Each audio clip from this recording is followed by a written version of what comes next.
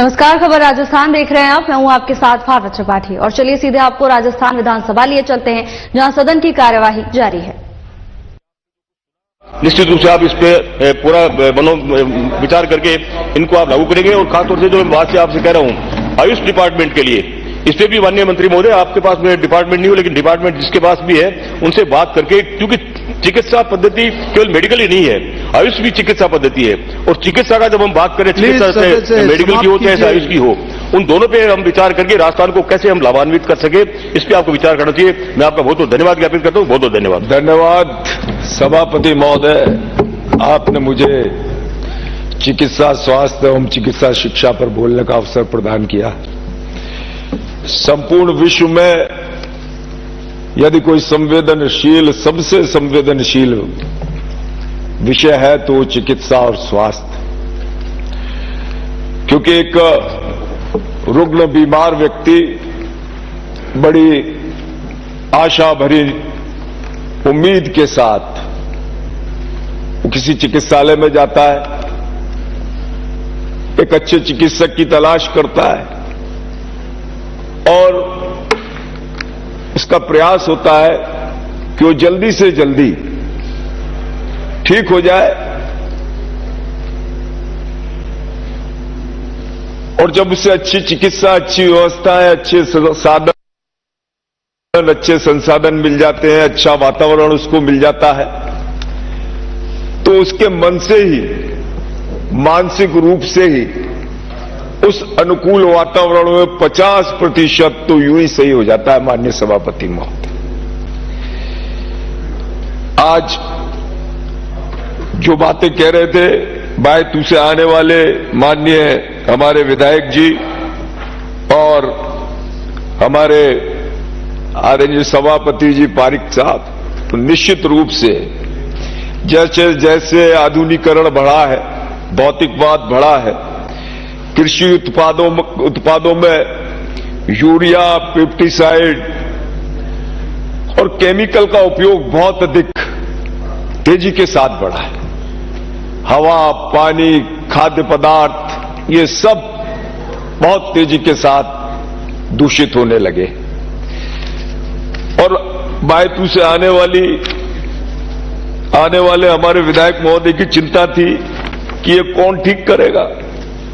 निश्चित रूप से इसे हम ही सही करेंगे, पूरी प्रतिबद्धता के साथ सही करेंगे और करने भी लगे, क्योंकि आज जिस तरीके से तेजी के साथ मधुमेह, कैंसर, हाइपरटेंशन, हार्ट डिजीजेस के लोग शिकार हो रहे हैं, व्यक्ति के अंदर रोग प्रतिरोधक क्षमता का अभाव होने लगा है और बहुत छोटा सा रोग भी बहुत बड़ा रोग के रूप में उस व्यक्ति से वो ग्रसित हो जाता है।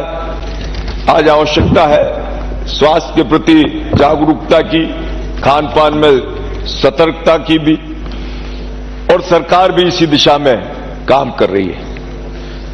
मैं धन्यवाद देना चाहूंगा माननीय प्रधानमंत्री नरेंद्र मोदी जी का, माननीय मुख्यमंत्री भजन लाल जी शर्मा का। उन्होंने इस बात को समझा और सबसे पहले उन्होंने व्यक्ति की सबलता पर, उसकी सदस्वस्थता पर ध्यान देते हुए जो हमारी प्राचीनतम योग पद्धति थी, उसे सिर्फ भारत में ही नहीं अपितु संपूर्ण विश्व में उसको प्रतिपादित किया और संपूर्ण विश्व के लोगों ने उस योग की महत्ता को समझा, माना और आज लोग बाग इसके प्रति अवेयर। और जो बात कर रहे थे खाद्य पदार्थों में, अब जो पेस्टिसाइड है, जो केमिकल है, जो यूरिया है, उसमें भी हमारी केंद्र सरकार ने नीम कोटेड यूरिया, ऑर्गेनिक खेती को बढ़ावा देना, ये पहली बार यदि किसी सरकार के दिमाग में ये विचार आया तो ये हमारी केंद्र की सरकार के माननीय प्रधानमंत्री जी के दिमाग में ये विचार आया। क्योंकि यदि हम व्यक्ति के जीवन में अच्छा खान पान, अच्छी जीवन शैली दे सकेंगे तो निश्चित रूप से रोग कम रूप से जो है उसको आक्रमण करेंगे। मैं कोई आप लोगों की बहुत ज्यादा आरोप या आलोचनाएं आपकी नहीं लगाऊंगा, क्योंकि ये विषय ही आरोप और आलोचना का नहीं। हाँ, लेकिन कुछ जो आपकी कमियां रही हैं वो तो कहनी पड़ेंगी, पर ये संवेदनशीलता का विषय है। चाहे ये हो, सभी को मिलकर विचार करना होगा कि इन जो कारक हैं, जो आप भी बता रहे हो, हम भी जानते हैं, उनका क्या इलाज है, कैसे उन कारकों को हम रोक सकते हैं। और ये सब हमारी जिम्मेदारी भी है, दायित्व भी है, क्योंकि 2.5-3 लाख की संख्या में लोग हमें जिताकर यहां भेजते हैं, हमसे अपेक्षा भी करते हैं और वो हमें अपना हीरो मानते हैं। कोई भी परेशानी आ जाएगी तो हमारे विधायक जी हमारे आगे खड़े रहेंगे, हमारे साथ खड़े रहेंगे, कोई सी भी जटिल परेशानी में, कोई भी दिक्कत में। ये लोगों की अपेक्षा हमसे रहती है, हमें अपने प्रतिनिधि के रूप में मानते हैं। जिस तरीके से आज आवश्यकता है ठीक कि आधुनिक चिकित्सा का भी पूरा सरकार ध्यान दे और साइड इफेक्ट रहित चिकित्सा भी चिकित्सा के क्षेत्र में आगे बढ़े। और साथ ही साथ जैसा हमने कोरोना में देखा, कोरोना की बात कर रहे थे, कोरोना में वो स्थिति थी कि यदि माननीय प्रधानमंत्री नरेंद्र मोदी जी नहीं हो, और मुझे याद है वो मंजर, वो भय उत्पन्न करने वाला वो दृश्य, आपके मंत्री भी 3-3, 4-4 मंत्री दिल्ली जाकर माननीय लोकसभा अध्यक्ष ओम बिरला जी से मिले थे, ऑक्सीजन के लिए भी आपने हाथ खड़े कर दिए थे और आप सब गायब हो गए थे मुख्यमंत्री जी की समय। आपको याद है या भूल गए? आप भूल भी जाओ, परंतु जनता कभी इसे भूलने वाली नहीं। वो एक दंश की तरह, घाव की तरह उनके सीने पर अमिट छाप है जो आपने उनके साथ कोरोना में किया था। छुप गए थे आप। और उस समय ऑक्सीजन कंटेनरों से, टैंकरों से राजस्थान की धरती पर आई थी, लोगों की जान बची थी।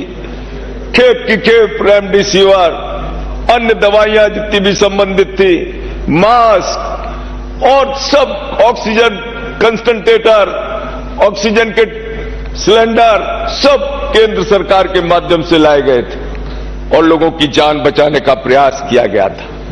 परंतु आपने जिस तरीके से हाथ खड़े कर दिए थे, मेरा मानना है कि ये सरकार का दायित्व होता है ऐसी स्थिति में खड़े होकर लोगों की मदद करना। केंद्र की सरकार ने देश को एम्स दिए, मेडिकल कॉलेज दिए, डायलिसिस योजना में चिकित्सा उपकरण दिए, परंपरागत चिकित्सा पद्धतियों का संरक्षण किया और आयुर्वेद में नए अनुसंधान को प्रोत्साहित किया। इसके काम केंद्र सरकार ने किए।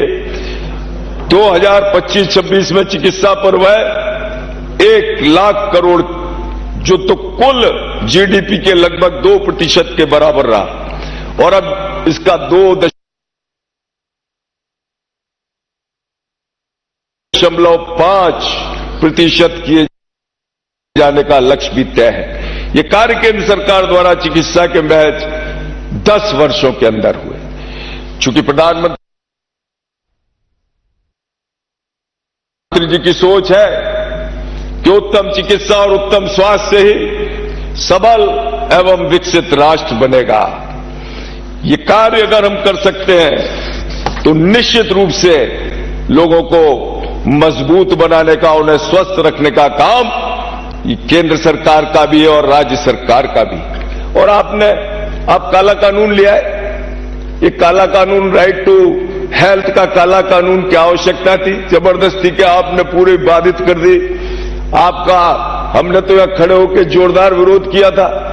आपका निरोगी राजस्थान का सपना, आपका निरोगी राजस्थान का नारा, और आप लादना चाहते थे उन प्राइवेट हॉस्पिटल्स पे, प्राइवेट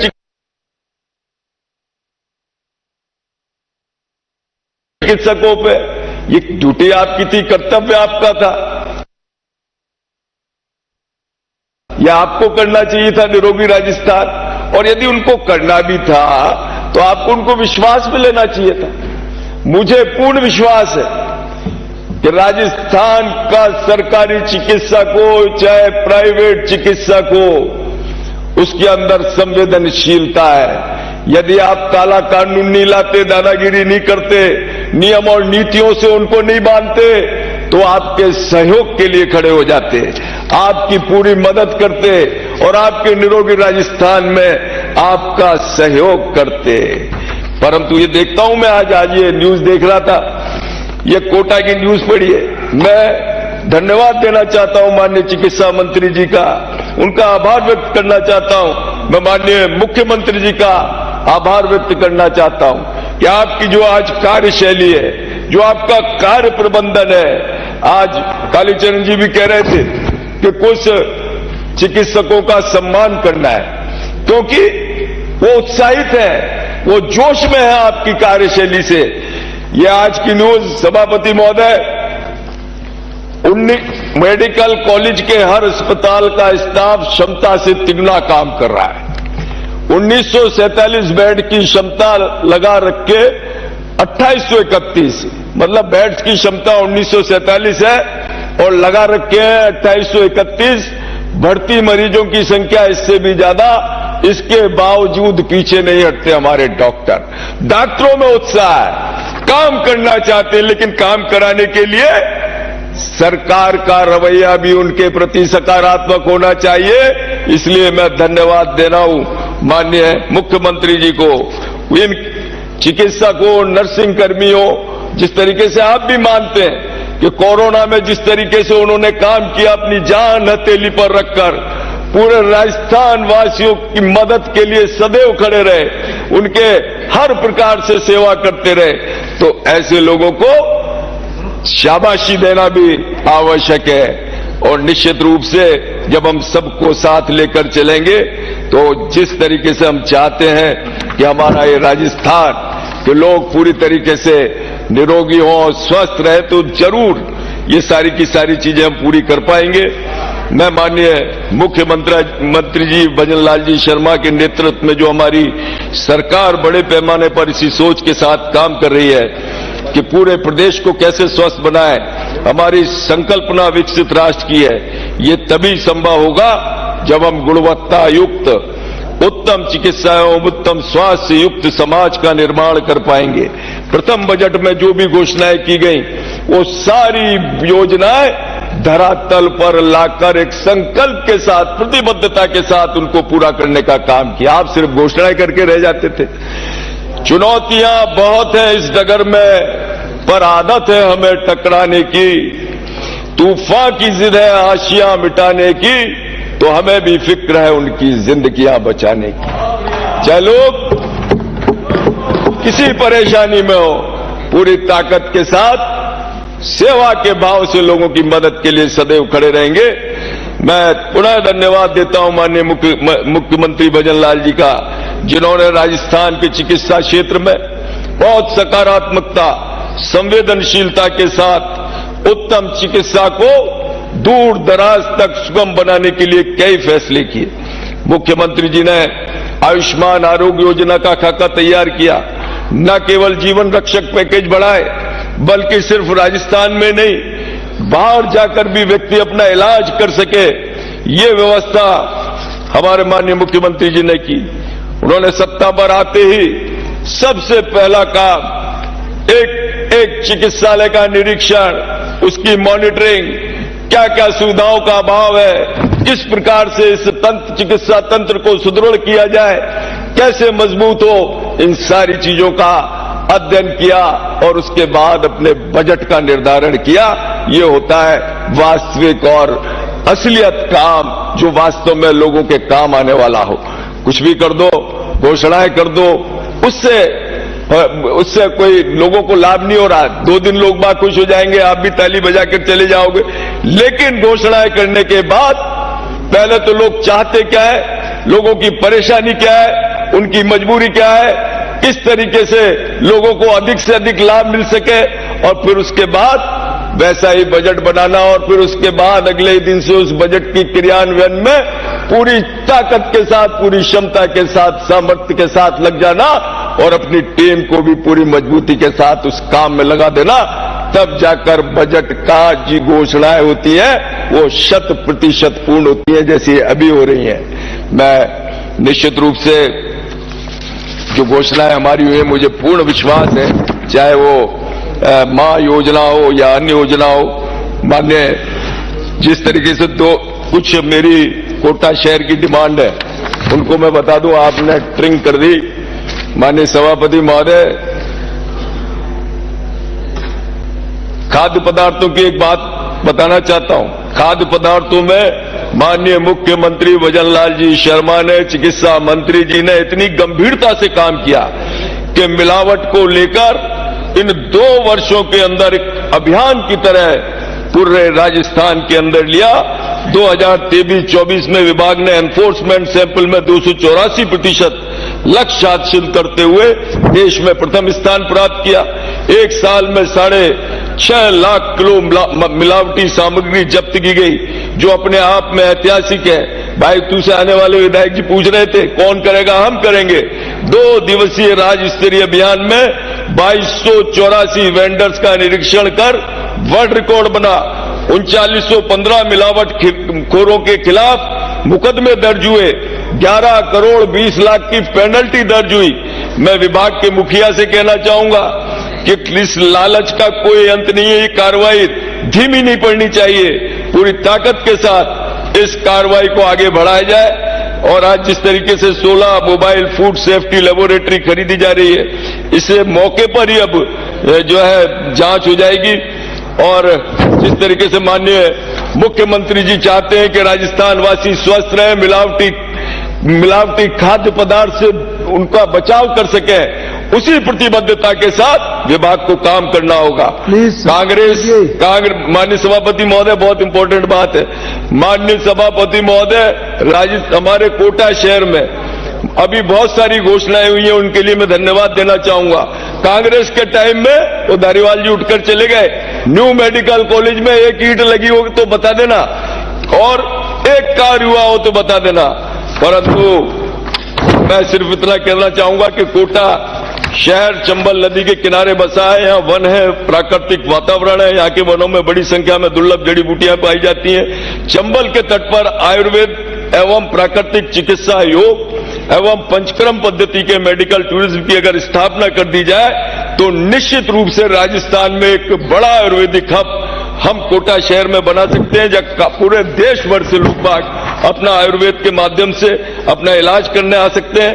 एक जो माननीय मंत्री जी, मेरी बस 1 मिनट में मैं आपको अपनी कुछ हमारी कोटा शहर की मांगे हैं। एक तो हमें international radio cardiac cath lab की आवश्यकता है, 128 live city scan machine, advance life support वाली 5 ambulance, simulator lab, robotic hand और आदर्श सीएससी दादाबाड़ी का उन्नयन, आदर्श सीएससी विज्ञान नगर में पर्याप्त पदों का सृजन, कोटा शहर की बड़ा बस्ती, क्रशर बस्ती, घोड़ा बस्ती, दुर्गा बस्ती, श्रीनाथपुरम में नए आयुष्मान आरोग्य कॉलेज खोले जाए। हमारे यहाँ 2 तल का निर्माण पूरा हो चुका है, जिसमें 1150 बेडों की क्षमता है। वर्तमान में 340 नर्सिंग कर्मियों के पद स्वीकृत हैं, उनको वो पर्याप्त नहीं है। नर्सिंग स्टाफ के पद, आईसीयू के उपकरण व फर्नीचर के लिए बजट जो है स्वीकृत किए जाए। कोटा का विस्तार होने से कोटा में एक और नर्सिंग कॉलेज और मेडिकल कॉलेज खुलने की महती आवश्यकता है। बहुत बहुत आभार, बहुत बहुत धन्यवाद माननीय सभापति महोदय। सभापति महोदय, सभापति को धन्यवाद। आपका आभार कि आपने मुझे मांग संख्या 27 और 28 पर मेरे विचार रखने के लिए की अनुमति दी, और आपका पहले ही आभार, अगर 1-2 मिनट ऊपर हो जाएं उसमें भी संरक्षण चाहिए।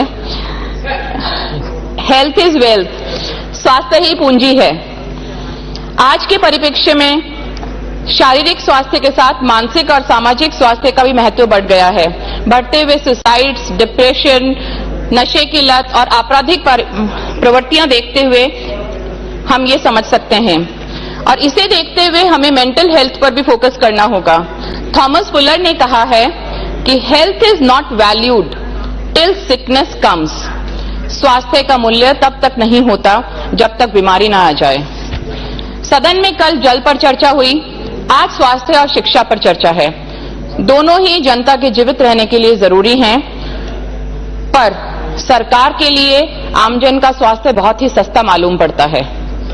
स्वास्थ्य चिकित्सा बजट को देखकर जो जनता की उम्मीदें थी सरकार से, वो सभी धराशायी होती नजर आ रही हैं। नम आंखों से परेशान जन जन फिर से कांग्रेस की गहलोत सरकार को याद कर रहा है। आपका यह बजट सरकार राजस्थान को फिर से एक बीमारू प्रदेश की राह पर ले जाने वाला है। इस बार स्वास्थ्य चिकित्सा को 13,888 करोड़ रुपए आवंटित किए गए, जो पिछले बजट से करीबन आधे हैं। कुल बजट में हिस्सा सिर्फ 3.7% है, जो पिछले बजट में 8.3% था। ट्रांसपोर्ट में 38% की बढ़ोतरी, रोड्स एंड ब्रिजेस में 36% की बढ़ोतरी बहुत बढ़िया बात है, पर राजस्थान के स्वास्थ्य को क्या आप लोग गर्त में पहुंचाना चाह रहे हैं? महत्वपूर्ण मुद्दों पर चर्चा करते ही जब भी विपक्ष आपको असलियत से वाकिफ कराता है, लोकसभा में आपको नेहरू जी याद आते हैं और विधानसभा में पूर्ववर्ती कांग्रेस सरकार याद आती है।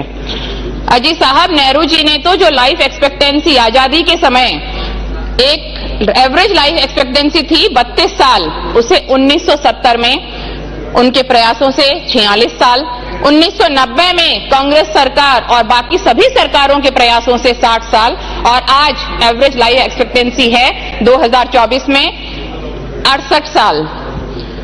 आधुनिक भारत के निर्माता पंडित जवाहरलाल जी नेहरू के विजन से 1956 में एक जनता के लिए एक और मंदिर का निर्माण किया गया, जिसे एम्स कहते हैं।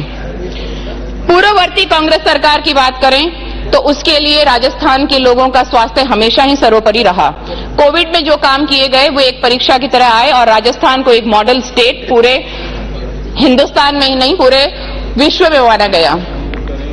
देश में सबसे ज्यादा 25 लाख की बीमा कवरेज देने वाली चिरंजीवी स्वास्थ्य बीमा योजना कांग्रेस सरकार में शुरू की गई और लोगों में यह विश्वास कायम हुआ कि कितना भी संकट का समय क्यों ना हो, सरकार आपके पीछे मजबूती से खड़ी है। चिरंजीवी योजना, जो अब मां योजना कहलाती है, उसमें कांग्रेस सरकार ने एनएफएसए, एससीसीसी कैटेगरीज को निशुल्क बीमा प्रोवाइड कराया। साथ ही कोविड अनुग्रहित कैटेगरीज और संविदा कर्मियों को भी निशुल्क बीमा दिया गया। ये इस कांग्रेस सरकार की संवेदनशीलता थी। बाकी लोगों को मात्र 850 रुपए सालाना में अपने फैमिली के लिए बीमा का प्रावधान दिया। आज बहुत से अस्पतालों को समय पर भुगतान नहीं हो रहा है और मुझे यूनाइटेड डॉक्टर्स फ्रंट के लोगों द्वारा अवगत कराया गया कि हाल ही में आरटीआई से पता लगा आयुष्मान भारत योजना की स्थिति देश में बहुत ही चिंताजनक है। 63 लाख केस क्लेम से ज्यादा अटके हुए हैं और 1,21,000 करोड़ रुपए की राशि लंबित है जो अस्पतालों तक नहीं पहुंच पाई है और इस वजह से आपने अस्पतालों के साथ साथ मरीजों के स्वास्थ्य को भी संकट में डाल दिया है। डबल इंजन की सरकार क्या सिर्फ लोगों के स्वास्थ्य को रौंदने के लिए है या सिर्फ कहने के लिए है, या कोई विकास भी यहां होगा? लोगों के स्वास्थ्य का ध्यान भी आप लोग रखेंगे? क्या यही है आपके लिए स्वास्थ्य क्रांति? मरीज लंबी लाइनों में लगकर दवा तो लिखवा लेता है, पर मेडिकल स्टोरों पे मां योजना, एमएनडीवाई योजना में दवाएं उपलब्ध नहीं हैं और जो दवाएं हैं वो जांच सैंपल्स उनके जो भेजे जा रहे हैं उसमें कहीं भी वो क्वालिटी क्राइटेरिया को पास नहीं कर पा रहे, क्वालिटी चेक्स में फेल हो रहे हैं, पर सरकार द्वारा कोई भी कार्रवाई होती इस पर नजर नहीं आ रही। दवाओं की मात्रा और गुणवत्ता की कमी, इससे नुकसान किसको है? ये जनता बहुत समझदार है, वो समझती है कि इससे नुकसान सिर्फ उसी के स्वास्थ्य को है। आज जिस जनता ने आपको जनादेश दिया था वो जनता आपके दर पर आकर बिल्कुल निराश हो चुकी है। मां योजना, वाउचर योजना शुरू की गई, मां वाउचर योजना, जिसमें गर्भवती महिलाओं को प्राइवेट सोनोग्राफी सेंटर्स पे सोनोग्राफी की सुविधा दी गई। पर देखिए, यह वाउचर माह में सिर्फ 9, 18 और 27 तारीख को जारी होता है। पूरे राजस्थान में 1248 सेंटर्स पे यह सुविधा उपलब्ध है और आज दिन तक कोई भी सेंटर को सरकार द्वारा पेमेंट नहीं किया गया और अभी तक तो ये भी क्लियर नहीं है कि किस हेड द्वारा इसको पेमेंट किया जाएगा। सिर्फ नॉर्मल सोनोग्राफी इसमें है जो आज की स्थितियों को देखते हुए anti-NB scan, anomaly scan, Doppler scan उनकी जरूरत पड़ती है, उसका कोई प्रावधान नहीं है। और बढ़ती कॉन्जेनाइटल विकृतियों को देखते हुए मार्कर टेस्ट का कोई प्रावधान नहीं है, तो सरकार को इस पर भी जरूर विचार करना चाहिए। सबसे बड़ी विडंबना देखिए, ट्रांसप्लांट्स की बात हम करते हैं, neuro surgery, robotic surgery, onco surgery, बड़ी बड़ी बातें करते हैं, पर दुनिया की जननी एक प्रसूता को मां योजना में प्राइवेट हॉस्पिटल में डिलीवरी का हक नहीं दिया जाता। दोगला व्यवहार सिर्फ महिलाओं के साथ यहां पर हो रहा है। जो महिला सरकारी अस्पताल में भर्ती है वहां ऑपरेशन से डिलीवरी की सुविधा नहीं है। इमरजेंसी में या तो उसे दूर एक सरकारी अस्पताल में जाना पड़ता है या प्राइवेट अस्पताल में जाकर खुद की जेब से खर्चा करना पड़ता है। इस तरह से हमने राजस्थान विधानसभा की कार्यवाही का सीधा प्रसारण आप देख रहे थे, जिसमें सत्ता पक्ष और विपक्ष आमने सामने नजर आए। सदन में जनहित के तमाम मुद्दे चर्चा का केंद्र रहे, खासकर शिक्षा और स्वास्थ्य को लेकर बातचीत की गई। संदीप शर्मा जब सत्ता पक्ष की ओर से खड़े हुए तो न केवल उन्होंने सरकार की पीठ थपथपाई बल्कि डॉक्टर्स की सराहना भी की, और इसके बाद जैसे ही वो चुप हुए तो विपक्ष की ओर से जो प्रतिनिधि खड़ी हुई उन्होंने सत्ता पक्ष के तमाम दावों को खोखला कह दिया। फिलहाल के लिए बस इतना ही। जल्द हाजिर होंगे नई अपडेट्स के साथ। नमस्कार।